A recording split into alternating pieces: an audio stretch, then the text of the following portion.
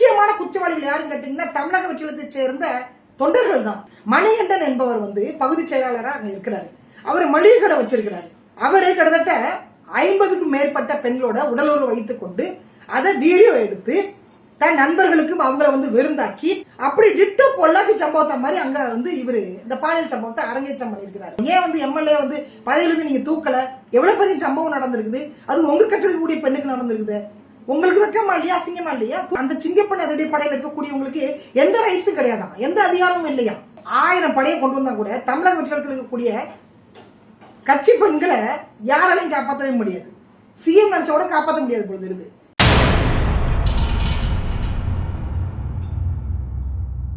இதுவும் கடந்து போகும். நான் உங்கள் கேவி ஈஸ்வரி. அனைவருக்கும் வணக்கம். அதாவதுங்க, திமுக, அண்ணா திமுக, டிவிகே எந்த அரசாங்கம் வந்தாலும் கூட தலைமை சரியாக இருந்தாலும் கீழே இருக்கக்கூடிய சட்டமன்ற உறுப்பினர்கள், அமைச்சர்கள், அரசு அதிகாரிகள், கட்சி நிர்வாகிகள் இவங்க பண்ணக்கூடிய தவறு என்பது தலைமையை பாதிக்கும், ஆட்சி கவிழ்வதற்கு மிக முக்கிய காரணமாக அமையும்.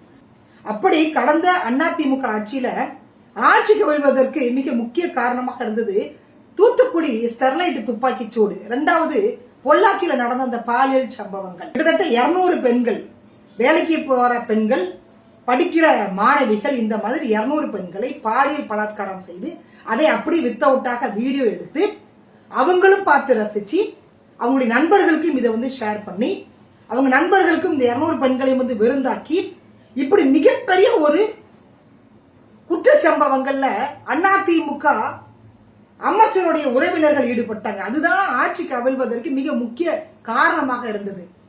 அந்த குரல் இன்னும் கூட நம்ம கேட்டுட்டு இருக்குதுங்க. அண்ணா விட்டுடுங்க, அண்ணா விட்டுடுங்க, பெல்ட்டால அடிக்காதீங்க அண்ணா, வலிக்குது அண்ணா, அண்ணா அண்ணான்னு அந்த பிள்ளைங்க சொல்லி கூட மனசு இறங்காம அந்த அண்ணா அப்படின்ற வார்த்தைக்கான அர்த்தம் புரியாம அந்த காம கொடூரர்கள் அவங்க பண்ணின அந்த சம்பவங்கள் அதிமுக ஆட்சி கவிழ்ந்தது.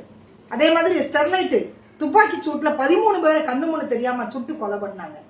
1008 காரணங்கள் சொன்னாலும் சரி, குற்றவாளிகளை சிறையில் அடைத்தாலும் சரி, இன்னைக்கு போன உயிர் திரும்பி வராது. அதே மாதிரி 200 பெண்கள் பாதிக்கப்பட்டிருக்கிறாங்க. அதிமுக ஆட்சி கடந்தது. அதற்கு பிறகு வந்த திமுக ஆட்சி. திமுக ஆட்சியில நிறைய சம்பவங்கள் நடந்தாலும் கூட, குறிப்பாக அண்ணா யூனிவர்சிட்டியில் நடந்த அந்த பாலியல் சம்பவம், அதற்கு அடுத்து விளாத்திக்குளத்தில் நடந்த அந்த பாலியல் பிளஸ் கொலை சம்பவம், இது முக்கிய திருப்பு முனையை ஏற்படுத்தியது திமுக ஆட்சிக்கு. 2 கட்சியும் சரியில்லைங்க. ஒரு மாற்றத்துக்காக நம்ம டிவிக்கு ஓட்டு போடலாம் அப்படின்னு நாம டிவிக்கு ஓட்டு போட்டு கிட்டத்தட்ட 40 நாட்கள் ஆக போகுது. டிவிக்கு ஆட்சியை பிடித்து மே 10ஆம் தேதி ஆட்சியை பிடிச்சாங்க டிவிக்கு. அப்பத்திலிருந்து இப்ப வரைக்கும் நடந்த குற்றச்சம்பவங்களுடைய ரேஷியோ எடுத்து பாருங்க. திமுக, அண்ணா திமுக பரவாயில்லைங்க, அந்த அளவுக்கு இன்னைக்கு பாலியல் பலாத்காரங்கள், கொலை, கொள்ளைகள், கஞ்சா வழக்கு இதெல்லாம் நடந்துட்டு இருக்குது. இதுல மிக முக்கியமான குற்றவாளிகள் யாருன்னு கேட்டீங்கன்னா தமிழக வெற்றிலத்தை சேர்ந்த தொண்டர்கள் தான். இன்னைக்கு பொள்ளாச்சி சம்பவம் மாதிரி சேலத்துல ஒரு சம்பவம் நடந்திருக்கு.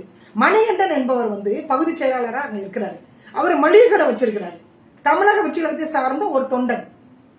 அவரு கிட்டத்தட்ட 50க்கும் மேற்பட்ட பெண்களோட உடலுறவு வைத்துக் கொண்டு அதை வீடியோ எடுத்து தன் நண்பர்களுக்கும் அவங்கள விருந்தாக்கி அப்படி டிட்டோ பொள்ளாச்சி சம்பவத்தை மாதிரி அங்க இவரு இந்த பாலியல் சம்பவத்தை அரங்கேற்றம் பண்ணியிருக்கிறாரு.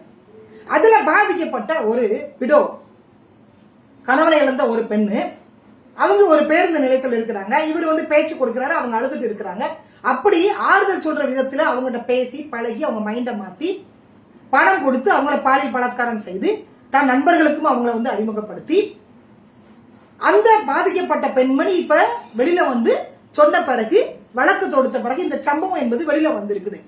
பல ஆண்டுகளாக கிட்டத்தட்ட 1000க்கும் மேற்பட்ட வீடியோக்கள் அவருடைய மொபைல்ல இருக்குது. வித்தவுட் வீடியோ பாலியல் பலாத்காரம் செய்யப்பட்ட அந்த வீடியோக்கள் அப்படி இருக்குது. இப்பதான் காவல்துறை அவரை கைது பண்ணிருக்கிறாங்க. அந்த போனை பறிமுதல் செய்திருக்கிறாங்க. அதாவது திமுக வேண்டாம், அண்ணா திமுக வேண்டாம், ஒரு மாற்றம் வேணும் அப்படின்னு இங்க நாம தமிழக கட்சிகளுக்கு ஓட்டு போட்டு கொண்டு வந்தா அந்த கட்சியிலே பரவாயில்ல போல தெரியுதுங்க. அதை விட கொடூரமான சம்பவங்கள் அங்க நடந்துட்டு இருக்குது. யாரு பண்றாங்கன்னா கட்சி நிர்வாகிகள் பண்ணிட்டு இருக்கிறாங்க. இதுதான் மிகப்பெரிய ஒரு கொடூரம். அதே மாதிரிங்க ஆலந்தூர்ல ஒரு சம்பவம், ஒரு சிங்கிள் பேரண்ட் அவங்களுக்கு பாலியல் தொல்லை கொடுத்து அந்த நபர் இப்ப கைது செய்யப்பட்டிருக்கிறாரு. அதற்கு முன்னாடி நடந்த சிறுவைகுண்டம் வழக்கு, அதுதான் மிக முக்கியமான வழக்கு.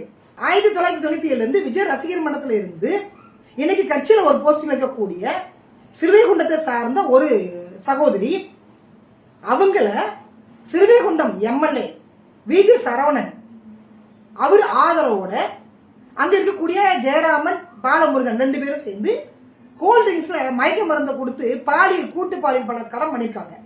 மே 3ஆம் தேதி இந்த பாலியல் பலாத்காரம் நடந்திருக்கு. எனக்கு நீதி நியாயம் கிடைக்கலங்க. பாலமுருகனையும் ஜெயராமையும் வந்து சிறையில் அடைச்சாச்சு, பாளையங்கோட்டை சிறைச்சாலையில. ஆனால் எம்எல்ஏ அவன் மீது இன்னைக்கு வரைக்கும் ஒரு வழக்கு தொடுக்கல, அவரை கூப்பிட்டு விசாரிக்கல காவல்துறை. அந்த லட்சணத்துல தான் இன்னைக்கு இந்த ஆட்சி இருக்குது. கேட்டா மாற்றத்தை நாங்க கொடுத்துருக்கிறோம், 6 மாசம் பொறுங்க 6 மாசம் பொறுங்கன்றாங்க. சிறுவைகுண்டம் வழக்கை பொறுத்த வரைக்கும் இன்னும் கூட அந்த எம்எல்ஏ மீது ஆக்ஷன் எடுக்கல. கேட்ட இருக்கக்கூடிய அமைச்சர்கள்லாம் எந்த நிர்வாகியா இருந்தாலும் பரவாயில்லைங்க, நாங்களாம் இமீடியட்டா ஆக்ஷன் எடுத்துருவோம் அப்படின்றாங்க. டிவிக்கு சார்ந்த ஒரு அறிக்கை வெளியே வருது, நிர்வாகிகள் யார் தவறு பண்ணாலும் சரி நாங்க இமீடியட்டா நடவடிக்கை எடுப்போம். ஏன் வந்து எம்எல்ஏ வந்து பதவியிலிருந்து நீங்க தூக்கல? எவ்வளவு பெரிய சம்பவம் நடந்திருக்குது, அது உங்க கட்சியில் கூடிய பெண்ணுக்கு நடந்திருக்குது. உங்களுக்கு வெக்கமா இல்லையா, அசிங்கமா இல்லையா? தூக்கி இருக்கணும் உள்ள நேரத்துக்கு, ஏன் பண்ணல நீங்க? ஒரு எம்எல்ஏ குறைஞ்சிடுமா? அதாவதுங்க உண்மையிலே நான் சொல்றேங்க, இப்படியே போச்சு அப்படின்னா ஆட்சி ரொம்ப நாள் வந்து நிலைக்காது. இது எவ்வளவு பெரிய அபத்தம். இன்னைக்கு பார்த்தா 2 பேரு தமிழக ஜனத்தை சார்ந்த 2 பேரு கஞ்சா வித்துருக்காங்க. 1.5 கிலோ கஞ்சாவை 2 பேர் சேர்ந்து வித்துருக்காங்க. அதே மாதிரி ஒவ்வொரு நாளும் வந்து அந்த கட்சியில் இருக்கக்கூடியவங்க பண்ணக்கூடிய அராஜகம் இருக்கு பார்த்தீங்களா, தாங்க முடியல. சிங்கப்பன் அதிரடி படையின் ஒரு படையை வந்து உருவாக்கி இன்னைக்கு அவங்க கவர்மெண்ட் ஸ்கூல்ல போயிட்டு ஏகப்பட்ட சரக்குகள்லாம் வச்சிருப்பாங்க. நம்ம முன்னாடி நம்ம அதெல்லாம் வாங்கி சாப்பிடக்கூடாதுன்னு மாணவர்கள் கிளாஸ் எடுத்துருக்காங்க. நான் என்ன கேட்கிறேன், ஒரே ஒரு கையெழுத்து 200 யூனிட்டுக்கு ஒரு கையெழுத்து போட்டீங்கல்ல, சிங்கப்பன் அதிரடி படை தொடங்குவதற்கு ஒரு கையெழுத்து போட்டீங்கல்ல சிஎம் சார் நீங்க. அப்படி ஒரு கையெழுத்தை போட்டு இருக்கக்கூடிய 4500 டாஸ்மாக் கடையை மூடுனா ஏன் சிங்கப்பன் அதிரடி படை நமக்கு தேவை? ஏன் ஒவ்வொரு கவர்மெண்ட் ஸ்கூல்ல போய் நம்ம கிளாஸ் எடுத்துட்டு இருக்கணும்? அதுல வேற அந்த சிங்கப்பன் அதிரடி படையில் இருக்கக்கூடியவங்களுக்கு எந்த ரைட்ஸும் கிடையாதான், எந்த அதிகாரமும் இல்லையா.